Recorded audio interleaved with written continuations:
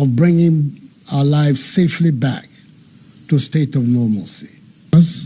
We've demonstrated, not only to ourselves, distancing, but also and enhanced hygiene protocols, that we're capable of charting we have as a result path altered our way of life the spread of to accommodate these changes. We must all be and we proud. continue to make We have become a sacrifices reference point to speed up the process on how to of combat bringing our lives safely back and all of this. to a state of normalcy. I say a special we've demonstrated to our heroic not only social distancing, but also and enhanced hygiene protocols, that we're capable of charting as a result altered our way of life to accommodate these changes. And we continue to make sacrifices to speed up the process on how to bringing our lives safely back and all of this. to a state of Your efforts are truly appreciated, and the Ghanaian people will always be in your debt. When the first 2 cases were confirmed on 12 March 2020, we took timely measures to attack the virus. We decided that we would, 1, limit and stop the importation of the virus, 2, contain its spread, 3, provide adequate care for the sick, 4, limit the impact of the virus on social and economic life, and 5, use the opportunity afforded by the emergency to expand our domestic capability and deepen our self-reliance. To attain these objectives and respond to the clear evidence that large gatherings provide the most fertile grounds for the spread of the virus, on 15th March, 3 days later, under the Imposition of Restrictions Act 2020, Act 1012, I placed a ban on public gatherings and closed down all schools and universities. On 21st March, I closed all our borders by land, air, and sea. Subsequently, on 27th March, I placed restrictions on movement of persons in the Greater Accra metropolitan area, Tema, Kaswa, and the Greater Kumasi metropolitan area and contiguous districts for a period of 3 weeks. In view of the obvious economic difficulties that the tough measures brought, I also announced far-reaching reliefs to ease the economic and social burden on households and businesses. These included subsidies on utilities for all, tax reliefs and financial packages for businesses, and incentives for our frontline health workers. Fellow Ghanaians, as of today, Sunday, 31st of May, under these measures, we've conducted 218,425 tests. The number of positive cases stands at 8,070. 2,947 persons have recovered. 36 have sadly died. 13 persons are severely ill, with 3 critically ill, for which 1 is on a ventilator. And 5,087 are responding to treatment at home, isolation centers, and hospitals. Our hospitalization and death rates have been persistently very low, some of the lowest in Africa and in the world. The Ghanaian people are not dying of the virus in the hundreds and thousands that were earlier anticipated, and that are being seen on a daily basis in some other countries. Indeed, we are witnessing a much milder manifestation of the virus in the country than was initially feared. And I dare say that it is the grace of God and the measures taken by government that have produced this result. Our ability to trace, test, and treat persons with the virus has improved considerably. We now have a large army of efficient contact tracers. We've expanded the number of testing facilities from 2 to 10 across the country, and we've increased appreciably the number of quarantine, isolation, and treatment centers. We've lessened our dependence on foreign imports and scaled up significantly domestic production and distribution of personal protective equipment to our healthcare workers, evidence in the provision of 4,440,690 gloves, 3,524,205 nose masks, 62,194 goggles, 109,829 liters of sanitizers, 85,995 head covers, 82,655 gowns, 53,517 medical scrubs, and 43,693 N95 face masks. As I've already said, everything that has been so far would not have been possible without the strong commitment of the Ghanaian people. I know at first hand the devastating impact the measures employed to defeat the virus has had on our social, religious, cultural, and economic lives, as well as on our jobs and the education of our children. And yet, because of love of country, we have borne with them. I know, however, that we cannot live with these restrictions forever, and that is, it is imperative we find a safe way to return our lives to normality, as other nations across the globe are trying to do. This has informed the stakeholder consultations that have occurred over the last few weeks with entities in the health, labor, religious, chieftaincy, educational, hospitality, transport, sports, tourism, and creative arts sectors. These consultations have hinged on an analysis of the data gathered and the adoption of best practices and experiences of other countries that have attempted to move on in the wake of the pandemic. A consensus has emerged from these consultations that we should embark on a strategic, controlled, progressive, safe easing of restrictions to get our lives and economy back to normal. As I stated in my May Day address a month ago, I'm now in a position to outline the roadmap for easing safely the restrictions.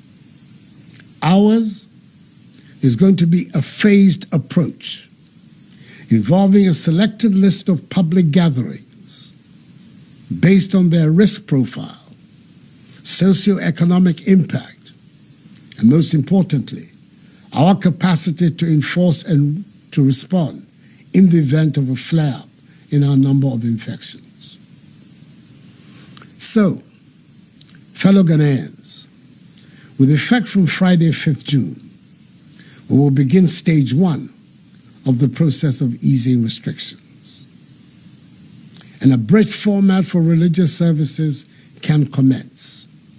25% attendance with a maximum number of 100 congregants can worship at a time in church or at the mosque, with a mandatory 1 meter rule of social distancing between congregants. In addition to the mandatory wearing of masks for all persons at all times in churches and mosques, a register of names and contact details of all worshippers and hand-washing facilities and sanitizers must be provided, with a maximum duration of 1 hour for each service. Religious institutions that are desirous of opening their premises to their members, such as churches, mosques, and others, must disinfect, fumigate, and put in place the requisite logistics needed to guarantee safe opening and operationing. They must work with the designated regulatory bodies and undertake test runs of the protocols I have outlined. I would appeal to them. In the case of Christians, on the first Sunday of reopening, i.e. 7th June. In the case of the Adventists, Saturday, 6th June. And in the case of Muslims, on the first Friday, i.e. Salat al-Jum'ah, on 5th June, to dedicate their worship to prayers for the nation in these challenging times. The Minister for Religious Affairs will tomorrow, Monday, 1st June, outline in detail the specific guidelines for the safe reopening of our churches and mosques.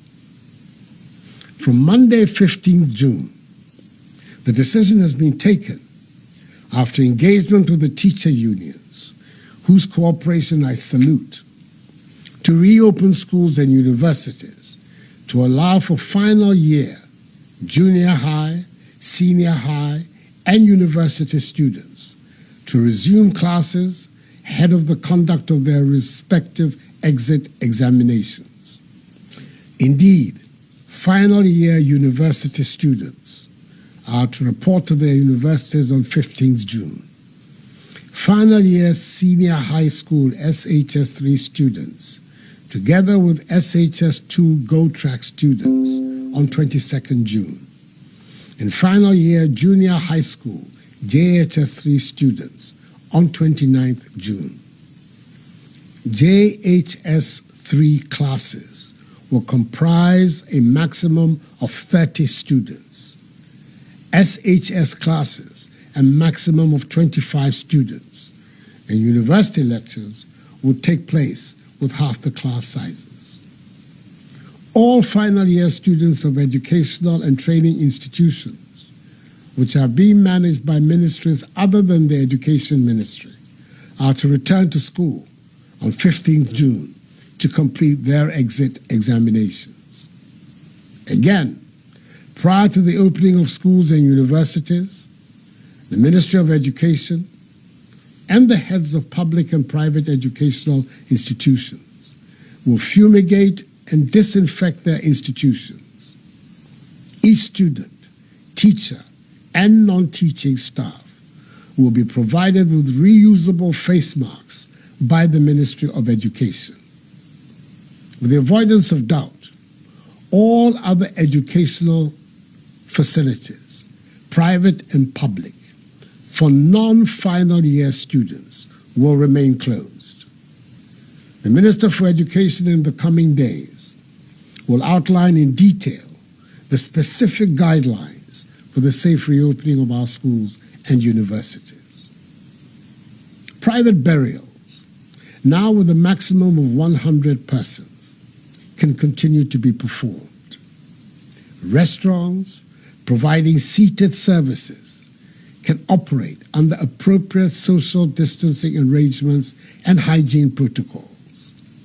Individual, non-contact sports can go ahead. Conferences, workshops, weddings, and political activities, except rallies, can now take place, but with limited numbers, not exceeding 100 persons present, with the appropriate social distancing and hygiene protocols.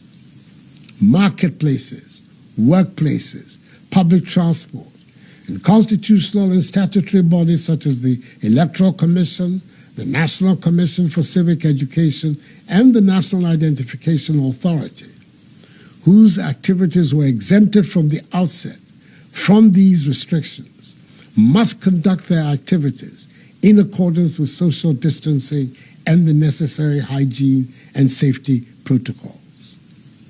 Whilst we step up public education of the protocols and public gatherings, let me also state that regulatory agencies will undertake random checks to ensure conformity with these rules, and the security services will be tasked to enforce them. Should any institution fail to adhere to these directives, its activities will be immediately prohibited and relevant sanctions applied. I have by executive instrument provided for these new directions and extended the suspension of the remaining public gatherings as set out in EI 64 15th March, until 31st July. In here, I refer to the suspension of sporting events, nightclubs, cinemas, drinking spots, bars, beaches, festivals, funerals, political rallies, and large religious gatherings such as crusades, pilgrimages, and conventions. Our border, by air, land, and sea, remains closed until further notice for human traffic. However, given that there are Ghana residents stranded abroad, special dispensation is going to be given for their evacuation back to Ghana, where they will be subjected to the mandatory quarantine and safety protocols. Fellow Ghanaians, it is said that with greater freedom comes greater responsibility. The introduction of this phased opening up of our country means that each and every one of us must continue to remain vigilant and respect the enhanced hygiene and social distance protocols that have become part and parcel of our daily routine over the last 3 months. We cannot afford to let our guard down and ruin the successes we have chalked over this period. Yes, there exists a possibility of a potential surge in infections. As a precautionary measure, we've strengthened further our existing national, regional, and district response teams with the support of the security forces to step up to deal with any eventuality. Over recent weeks, we have learned from the cases of the fish processing plant in Tema and in the Obuasi municipality how to deal with such sudden spikes. We will continue to learn, review, and adjust where and when we need to do so. We will only proceed with this staggered opening up of our country when it is safe to do so. Fellow Ghanaians, now more than ever, we must adhere to enhanced personal hygiene and social distancing protocols. Wash our hands with soap under running water, refrain from shaking hands, and we'll wear our masks whenever we leave our homes. In the Ghanaian context, it has been established that the cases of comorbidity, i.e. underlying health conditions, that are associated with almost all the COVID-related deaths are mainly diabetes and hypertension. The risk factors for these diseases are being overweight, eating refined foods, too much salt and sugar in meals, inadequate physical exercise, excessive alcohol intake, and smoking. It is thus critical that we improve our fitness levels and adopt healthy eating practices that incorporate our local foodstuffs, which boost our immune systems. Persons with these diseases must take extra precautions and take their treatment seriously. I'm calling upon the Ministry of Information, the National Commission for Civic Education, and the media to intensify public education of these protocols and directions.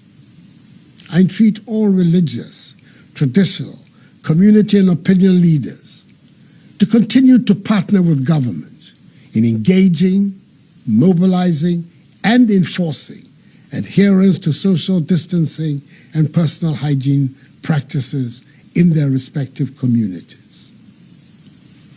Fellow Ghanaians, as I stated in my 5th address to the nation, we will protect people's lives, then their livelihoods. It is this principle that guided the decision to impose restrictions and continues to guide me today. The fact of the matter is that the measures we have taken appear, by the grace of God, to be working.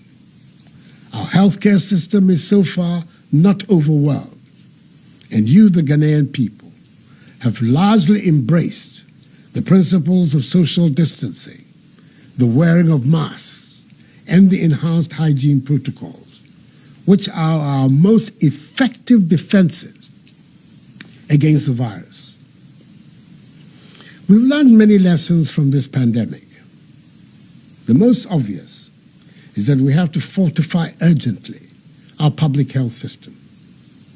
We have committed to the implementation of Agenda 88 that is building, within a year, a fully equipped functional district hospital for each district that does not have one, and a fully equipped functional regional hospital for each of the new regions, together with a new regional hospital for the Western region and the rehabilitation of Efiakwanta Hospital in 2nd D. We have to empower and increase the number of our healthcare professionals across board.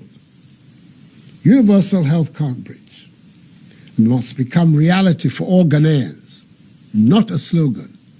For every Ghanaian deserves good health and good health care. We need to focus our energies on ensuring access of poor people to decent housing.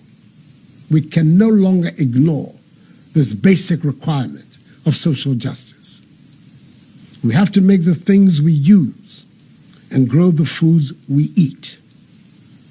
We have to come out of this crisis better, stronger, and more united than before. Ghana, free, united, socially just, self-reliant and productive. That is the Ghana we're going to create together after we have defeated this virus. Enuanom, emre kakrani, yadeɛ ye ama yɛde nhwɛsoɔ bebree abaya brabom, ɛde ahokyerɛ abrɛ yɛ nyinaa. Nanso, ɛme adaroma, ihyehyɛe ayɛde egu kwan mu, ɛyɛ adwuma. Ɛno nti, ɛdu mmerɛ a ɛsɛ sɛ yɛgu nhyehyɛe na mmara no mu kakra. Yɛnyɛ biribiara prɛko pɛ. Efiri na ɛkɔ, nipa kakra betumi akɔ asɔre ne masalachi. Yɛmba sukuufoɔ a wɔrebɛwie JHS, SHS ne university betumi asan akɔ school akɔwie wɔn sɔhwɛ. Yɛyɛ ntotoyɛ ne hyehyɛ pa a ɛbɛbɔ teacherfoɔ ne yɛma ne ho ɛban. Mesrɛ mo, biribiara mu, ɛsɛ sɛ yɛkɔ so di seminar ne nsuo ɛhohoro yɛn nsa. Yɛmfa sanitizer mpepa yɛn nsa. Yɛnhyɛ mask. Yɛpue kɔ nipa mu a, yɛmma nkwan ɛndeda yɛn ntam. Yɛndidi yɛn ho ni. Ne yɛndi yɛn aduane titiriw. Mesrɛ mo, asɛm a meke, mongye ntom na motaa m'akyi. Na mommoa me, na me nso mentumi mmoa mo. Yɛayerɛ abɔ yɛn nyinaa fam. Nti yɛn nyinaa mbom, yɛnsɔre mpagya yɛn ne yɛn man Ghana. Ɛyɛ me mɛ, besa ne wɔte hefi mu fio. Ne ha ne bi mewa ɛha wɔ fɛn. Chinyɔmɔdromo na ɛkɛ hefi mu na ne etuni no ɛwɔ mimba magbɔdɔ mi fio. Agbene me fio banye amebon somo ke maslachi ya. Wobi ni yo JHS, SHS, ke university ni ame ba gbena, me banya ameya ni ameya gbena. Mi togbejiano. Koli school bi ke ame ni choloi ni sane kwa akaba. Isani waha be aka wote. Ni wa forwarding. Ni wa kwe sanitizer afe wode. Ni wa wo mask. Ni wa kwe wa he ojogba. Ni wa ye wa ma ni eni. Mi panye fai. Sane min yone. Nye hia, nye ye. Ni nye ba finse. Nye wa mini mi huma nye ma wanye. Ela ne, wo fe wo gbeshi no nya wo fe wo fe kome Ni wo hino kewoma Ghana. Fellow Ghanaians, ultimately the battle is the Lord's. And with faith in him, we will emerge from this greater than before. We are one people. We are Ghanaians. And we stand together in joy and in times of trouble. We are a people with an exceptional history, and we are the proud promoters of the Black Star of Africa. We've all gone down together. We should all rise together. This too shall pass. May God bless us all and our homeland Ghana and make her great and strong. I thank you for your attention and have a good night.